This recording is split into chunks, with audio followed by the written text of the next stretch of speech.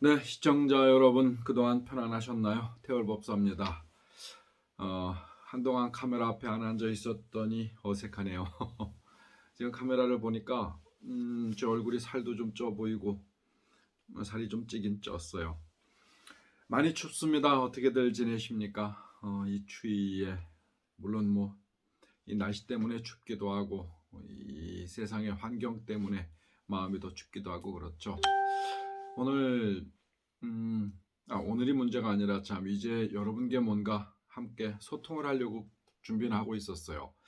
그동안 이런저런 이야기를 좀 드려야지 했다가 뭐 또 어떠한 이야기를 할까 고민하다 보니까 막상 주제가 그다지 많지 않았었습니다. 뭔가 전달하려 했던 것들은 예전에 수많은 영상 속에서 웬만한 이야기를 다 했거든요. 여러분들이 뭔가 주제거리를 좀 주신다면 더 좋겠어요. 무엇이 궁금하다, 무엇이 알고 싶다, 혹은 어떤 것은 이것은 어떠냐, 저것은 어떠냐.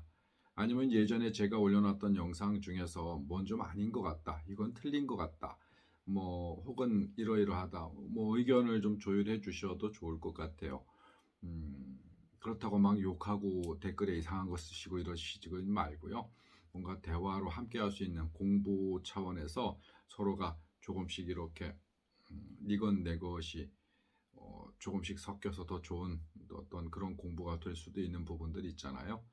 태을도 제 것이 마냥 무조건 옳다라고 이야기하지 않습니다. 물론 몇몇 부분에서는 저도 양보할 수 없는 부분들이 있는 건 사실이고요. 주제를 몇 가지 잡았었어요. 또 지금 이 영상을 바라보고 계시는 분들은 이 영상 이전에 제가 사실 여러 개를 찍었다 지우고 찍었다 지우고 그랬어요. 뭔가 마땅치 않더라고요. 또 오래간만에 하다 보니까 버벅거리기도 하고 뭐 지금도 물론 마찬가지입니다. 또 지우면 다시 또 찍기 힘들 것 같아서 그냥 밀고 나갑니다. 음, 이 제목이 아마 꽃을 피우지 못하고 사그라진 별의 부고에 지음하여 그럴 거예요. 마음이 좀 무겁습니다. 평소에 잘 아시던 분, 존경에 맞지 않던 분의 부고가 왔어요. 그래서 내일이나 아니면 늦어도 뭐 월요일쯤이면 올라가서 조의를 표할까 생각 중에 있습니다. 저한테는 개인적으로 그래도 정신적 지주이기도 하셨고요. 또 그분의 삶을 상당히 존경했었거든요. 음, 그분의 어떤 이 영면에 누가 될 수도 있어서 성함은 말씀드리지 않습니다만은 전 장관님이셨어요. 뭐 직전은 아니고요. 시기가 조금 지났죠. 전 장관님이셨는데 오늘 부고를 받았어요. 오늘 돌아가신 건 아니고요. 어저께 돌아가셨는데 오늘 부고를 띄웠나 봐요. 타인의 삶에 굉장히 모범도 되시고 이 세상을 바르게 옳게 정의롭게 이끌어 가시기 위해서 평생을 바치셨던 분인데 좀 이른 나이에 돌아가셨습니다. 올해 71살 되셨어요. 급성 심근경색이라고 하더군요. 가슴이 많이 아픕니다. 몇 개월 전인가요? 이 정세균 총리가 사의를 표명하면서 음, 그 총리에 몇 분들 거론됐었잖아요. 그 총리 후보로 거론되셨던 분 중에 한 분이십니다. 여러분도 심심한 사이를 좀 함께 표현해 주시면 감사하겠네요. 오늘 좀 올라가서 연락받고 바로 올라갔어야 하는데 주변적 상황도 그렇지 못하고 그래서 내일이나 늦어도 모레쯤 그분께 인사드리러 갈까 생각 중에 있습니다. 그래서 뭐 어떤 이야기를 할까 하다가 그 즈음에 저도 주제를 다시 한번 잡아봤어요. 사람의 운명이라는 것이 과연 어떤 것일까? 제가 몇 가지 나열을 좀 해봤었습니다. 그 운명이라고 하는 것 자체를 이렇게 표현하면 좋을 것 같아요. 인간은 태어날 땐 누구나 다 자신의 운명이 예비되어 있는 이 지도를 가지고 태어납니다. 이 세상의 생명을 가지고 태어난 자는 반드시 누구나 목적지가 있어요. 물론 그곳에 가는 길은 천차만별입니다. 어떤 이에게는 외길만이 존재할 때도 있습니다. 그것이 물론 이 운명이 좋게 외길이든 나쁘게 외길이든 말이죠. 선택의 여지가 없는 그런 운수를 사시는 분들도 있어요. 좋지 않게 외길이라고 하면 그 아무리 수많은 노력을 해도 벗어날 수 없이 계속 좋지 않은 삶을 태어나서 죽음을 맞이할 때까지 가는 사람도 있고요. 좋은 운명은 무슨 일을 해도 엎어져도 좀 뭐 뒤로 넘어져도 안 좋은 운명은 코가 깨진다고 하잖아요. 근데 좋은 운명은 뭐 엎어져도 좋은 일은 아니구나. 그런 옛 얘기들은 없나요? 여하튼 좋은 운명을 타고난 사람들은요. 무엇을 해도 계속 승승장구하는 그런 운수를 타고나신 분도 있어요. 그렇지 못한 사람들이 거의 절대 다수죠. 이 수많은 갈림길이 나타나는 사람들. 그 갈림길 속에서도 이 내가 선택하는 여에 따라서 계속 조금 더 힘들고 조금 덜 힘들고 조금 더 빠르고 조금 덜 빠르고 하는 길들 수많은 갈래에 이렇게 함께 하시는 분들이 절대 다수들이실 거라고 생각해요. 제 영상을 보시는 분들도 마찬가지고요. 이 정해진 목적지가 있는 이 인생을 살다 보면은요. 종래의 목적지에 당도하는 자와 그렇지 못한 자가 구분이 돼요. 내가 운수적으로 어떠한 삶을 살게끔 태어났다고 해서 저절로 그 삶이 사라지는 건 아니거든요. 내가 운전면허증을 땄다고 해서 차가 저절로 생기고 운전이 저절로 되는 건 아니거든요. 물론 비유가 적절할지는 잘 모르겠습니다. 사람이 삶에 있어서는 수많은 인연과 또 자신의 선택 그리고 그 선택된 삶으로 인해 가지고 예비된 길로 가지 못하고 엉뚱한 곳으로 너무 오랜 시간 헤매다가 기름이 떨어져서 멈춰버린 자동차 같은 삶을 사시는 분들도 있어요. 목적지가 코앞에 있음에도 불구하고 연료가 떨어져서 더 이상 전진을 못하시는 분들도 있고요. 혹은 눈앞에 목적지가 보이질 않아서 있음에도 불구하고 내가 못 봐서 거기서 멈추는 분들도 있을 수 있습니다. 세상은 공평하지 못하다라는 이야기를 제가 가끔 말씀드렸어요. 어떤 사람들은 아주 크게 넓게 보면 세상은 공평하다라고 이야기하시는 분들도 분명히 있어요. 근데 제가 말씀드리는 건 보편적 여러분들의 상황과 저의 상황과 우리가 살고 있는 현실적 삶을 그냥 단순 비교해서 말씀드릴 때 그렇습니다. 세상은 그다지 공평하지 못하다. 그러나 그것이 곧 공평이다. 좀 헷갈리실 분도 있을 수 있습니다. 세상은 공평하지 못한데 공평하지 못한 것이 공평한 것이다. 그걸 어떻게 말하면 좋을까요? 이 세상은 신이 예비한 세상은 순리대로 흐르는 삶이고 그 공평이란 그 순리 안에 있는 크고 작은 유격 속에 있는 거예요. 예를 들어서 벌레는 개구리에게 먹히고 그 개구리는 뱀의 그 한 끼의 만찬이 되죠. 그 뱀도 언젠가는 예를 들어서 독수리 한 끼 식사가 되는 거예요. 토끼는 늑대에게, 늑대는 호랑이의 굶주린 배를 채우며 죽음을 맞이하는. 근데 누가 토끼를 잡아먹은 늑대 혹은 늑대를 잡아먹은 호랑이를 나무랄 수 있을까요? 물론 이 인간의 삶에도 약육강식이 분명히 존재하고 그 속에 공평도 분명히 있습니다. 하지만 여러분들이 쉽게 와닿지 않을 수도 있어요. 아니 우리가 벌레야? 우리가 개구리야? 근데 여러분들의 삶을 자세히 들여다보면 분명히 어떤 자들은 조금 더 포식자, 또 조금 더 포식자, 조금 더 포식자 속에 그 안에 우리가 속해 있는 그룹이라는 걸 인지하시는 분이 있을 수 있어요.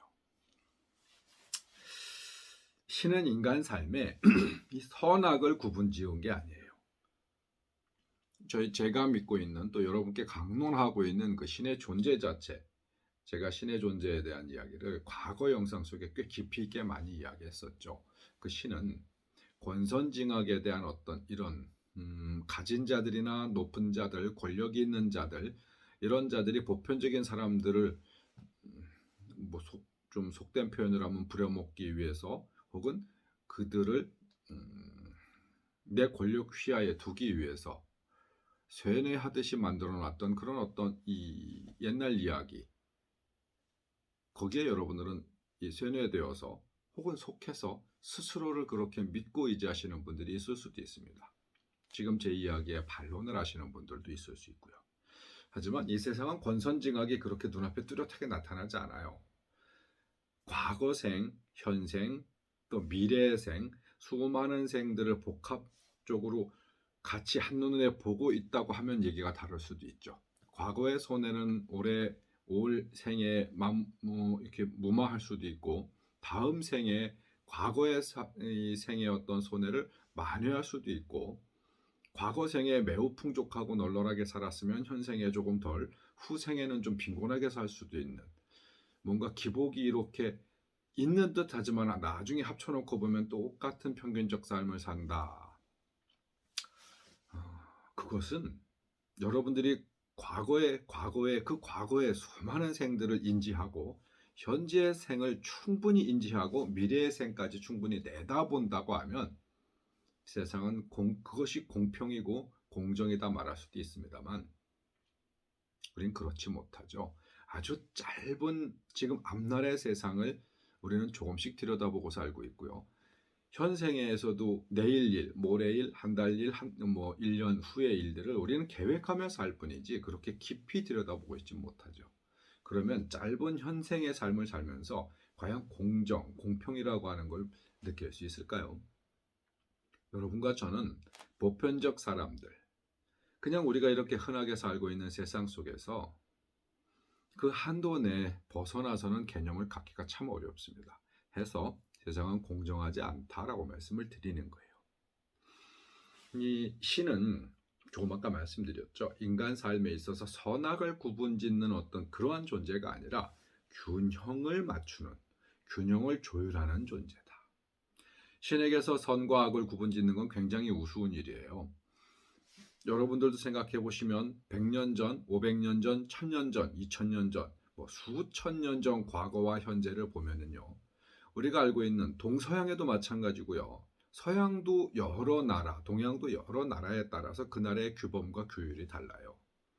무엇이 선이고 무엇이 악이다라고 하는 것 자체를 이렇게 딱 집어서 이야기할 수 없습니다. 어떠한 신이 어느 나라의 어떤 이 법률 혹은 그 나라의 그것도 보편적인 룰, 어떤 법으로 지정되어 있지 않았지만 사회적으로 통하는 어떤 그런 예법, 이런 것들을 수시로 바꿔가면서 거기에 맞춰서 선악을 구분짓는 신이 있다고 하면 웃길 거 아니에요. 우리는 지금 죄라고 이야기하는 게 몇백 년 전, 몇천 년 전에는 전혀 죄가 아닐 수도 있었습니다. 혹은 지금은 죄가 아니라고 인식하는 것이 몇백 년 전, 몇천 년 전, 그 이전 세계에서 우리가 살아왔던 과거 삶에서는 죄 있을 수도 있고요. 죄가 아닐 수도 있었던 삶을 숱하게 살아왔어요. 과거의 전쟁에서는 이긴 자가 모든 것을 독식했어요. 사람의 생명마저도 마찬가지죠. 재산과 모든 것들을 빼앗아 왔어요.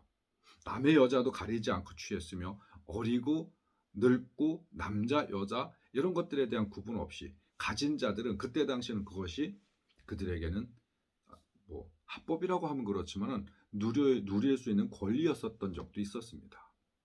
지금도 어느 나라에서는 일부 다처제 혹은 일처 다부제 이런 일들이 합법화가 되어 있는 나라도 있죠.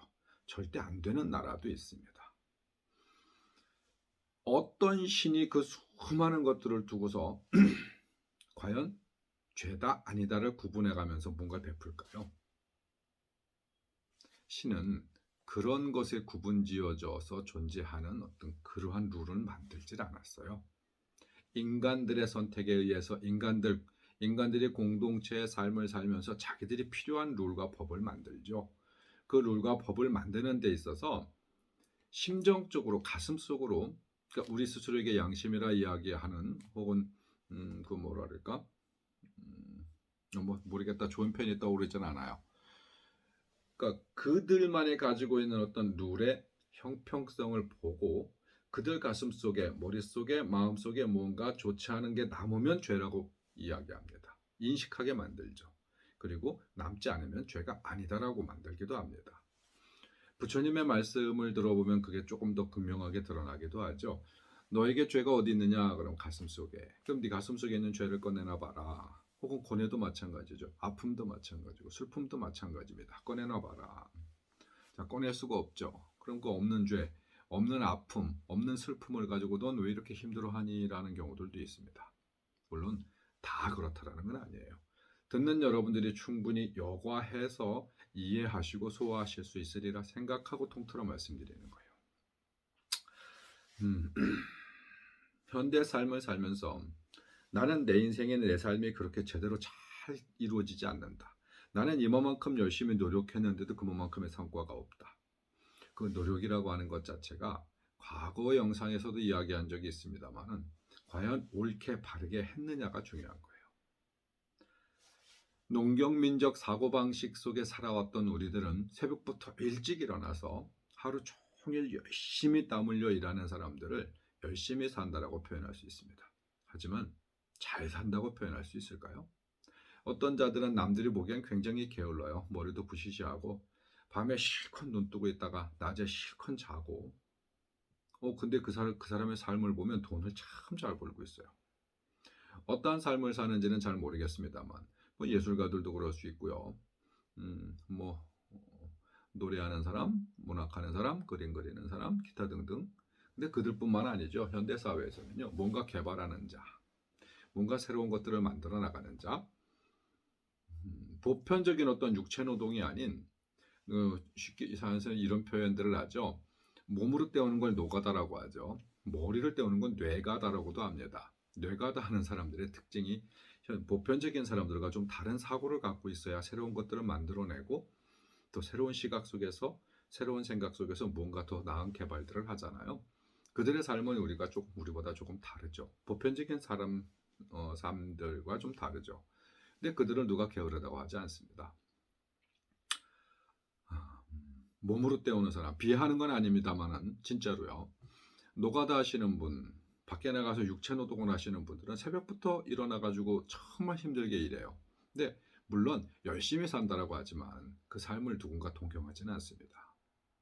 현대 사회에서는요, 부를 축적할 수 있거나 내 삶에 충분히 영유할 수 있을 만큼의 벌이가 된다고 하면 그것이 열심히 사는 삶인 거예요. 그거 잘 사는 삶인 거죠. 어떤 기준에 대한 이야기를 하다가 엉뚱한 얘기까지 흘렸습니다. 그러니까 각자가 이 타고난 개개인의 환경을 무시하고요. 누구나 똑같이 똑같이 나누고 똑같이 가진다면은 과연 그것이 공평이라고 할 수 있는가? 여러분과 내가 혹은 나와 남이 그와 그가 수많이 다른 이 상황과 조건들이 있거든요. 그들의 인생, 그들의 삶, 그들의 과거. 내가 태어나서 어떠어떠한 환경 속에서 어떤 뒷받침이 되고 어떠어떠한 공부를 하였으며 어떠어떠한 환경이 준비되어 있는 자와 없는 자 혹은 다른 준비가 되어 있는 자 수많은 사람들이 다르거든요. 근데 그 모든 걸 다 무시하고 이 세상에 누구는 잘 먹고 잘 사는데 난 왜 이래? 나도 똑같이 노력했는데 뭐가 왜 이래? 혹은 이렇게 했는데 왜 이래? 저렇게 했는데 왜 이래? 내 주머니가 다른 사람 주머니보다 조금 가벼운 것 자체가 불공평한 것이 아니죠. 그렇죠? 어떤 삶을 사느냐는 내가 어떻게 준비했느냐에 따른 것도 많고요. 내가 가지고 태어난 특성이 어떠한데 내가 그 특성을 모르고 살았었을 때 내 삶이 궁공하거나 혹은 내 삶이 조금 어려울 수 있다. 과거에 드린 얘기를 다시 한 번만 하자면요. 내가 도끼 스킬을 가지고 태어났는데 평생을 어부로 일을 하고 있어요. 그 도끼를 들고 바닷가에 나가서 물고기를 잡는데 잘 잡히겠어요? 도끼는 나무할 때 써야죠. 내가 그물의 스킬을 갖고 태어났어요. 내가 그물을 가지고 태어났는데 내가 산에서 그물을 가지고 나무를 하고 있어요. 잘 되겠어요? 어렵죠? 삶이라고 하는 건 정말 열심히 삽니다. 남들 2배, 3배 노력하지만 잘 안 되는 부분들이 있어요. 그럴 때는 한 번쯤 고민해 볼 필요가 있는 거예요. 내가 타고난 어떤 재능, 기술 혹은 운수, 운명과 과연 내가 맞는 삶을 살고 있는 것인가? 아닐 확률이 굉장히 높습니다. 내가 호미스키를 갖고 태어나 가지고 주방에서 일을 하고 있다. 답답한 노릇이죠. 호미를 가지고 주방에서 뭘 할 수 있을까? 글쎄, 뭐 찾다 보면 뭔가를 할 수는 있겠죠. 우리가 조금 더 현명한 삶을 살고 조금 더 나은 삶을 사는 데 있어서 저희 같은 무속인들에게 기대는 것도 상당히 좋은 방법일 수도 있습니다만, 그것 또한 여건이 따르지 않는 분들도 있고요. 또 좋은 사람과 인연이 되어서 정말 자기 삶에 충분히 어드바이스 도움이 될 만한 어떤 이런 좋은 자적인 인연이 잘 맺어진다면 좋겠습니다만은, 무속인들도 그렇지 못한 사람들도 상당히 많이 있죠. 뭐 저도 매우 좋은 사람이라 말할 수는 없습니다만은, 이 세상에서 자기 삶을 가장 절실하게 이 변화나 들여다봄을 필요로 하는 건 스스로죠. 여러분 스스로가 여러분의 삶을 조금씩 더 들여다보는 훈련을 하신다면, 다른 타인에게 도움을 받지 않고도 여러분들의 삶을 조금 더 낫게끔 변화시킬 수 있는 계기를 만들 수도 있지 않을까 싶습니다. 오늘 오래간만에 영상을 만들어서 여러분께 중구난방한 이야기 드린 것은, 초반에 말씀드린 제가 평소에 꽤나 존경하던 분의 부고를 받고서 안타까움도 있었고 가슴 한켠에 죄송함도 있었고, 그분의 삶이 조금 더 나은, 뭐 지금도 못하다는 얘기는 뭐 할 수 없습니다. 그러나 뭔가 큰 뜻을 더 펼칠 수 있는 어떤 그런 환경이 아쉽다. 장관을 지내실 때도 그렇게 긴 시간 하시진 못하셨어요. 여차저차한 이러저러한 어떤 이 일 때문에 긴 임기를 가지지 못하셨습니다. 그럼에도 불구하고 요번에 이미 정총리 사임 몇 달 전 얘기예요. 사임 얘기가 나오면서 차기 총리로 거론이 될 정도면 그래도 꽤나 멋진 삶을 살지 않으셨겠나. 타인들에게, 그분을 알고 있는 참 많은 분들에게 그래도 귀감이나 존경의 대상이 되는, 그랬으니 어떤 그렇게 물망에 오르는 분이 아닐까. 하지만 급성 심근경색이라고 하는 병마에 꺾이셨습니다. 누구나 다 같은 삶을 살지는 못하지만요, 여러분들도 여러분들의 삶에 있어서 조금 더 나은 환경, 조금 더 나은 삶, 혹은 그 낫다라고 하는 것 자체가 나의 부귀공명을 이야기하는 건 아니에요. 물론 그것도 빼놓을 수는 없습니다. 내가 잘 먹고 잘 사는 것도 매우 중요하거든요. 곳간에서 인심난다는 이야기가 있죠. 일단 내 환경이 풍족해야 남도 도울 수 있는 거예요. 최소한의 어떤 자기 자리매김은 해야 하는 거거든요. 운수나 운명이라고 하는 것 자체, 여러분들도 한 번쯤 더 되돌아보는 시간이 되었으면 좋겠어요. 서울 구로를 가야 할 것 같아요.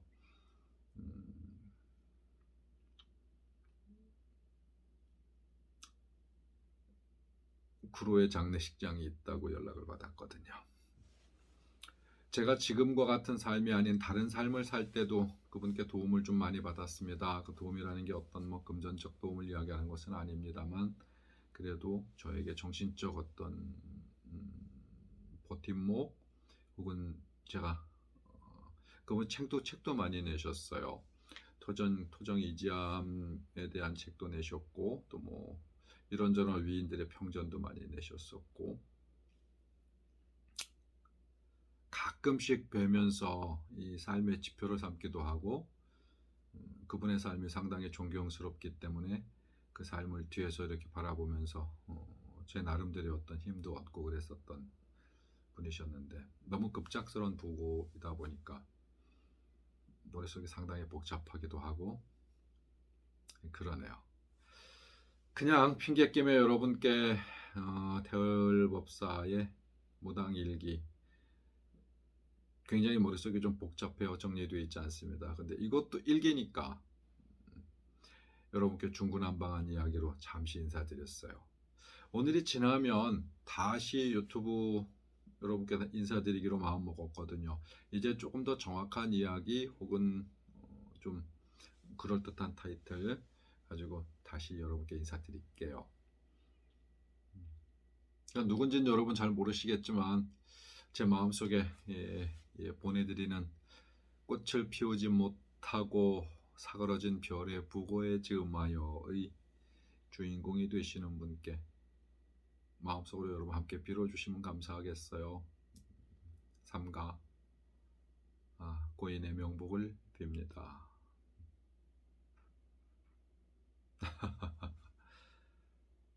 다음 시간에는 현실적인 이야기로 여러분 다시 한번 찾아뵙죠.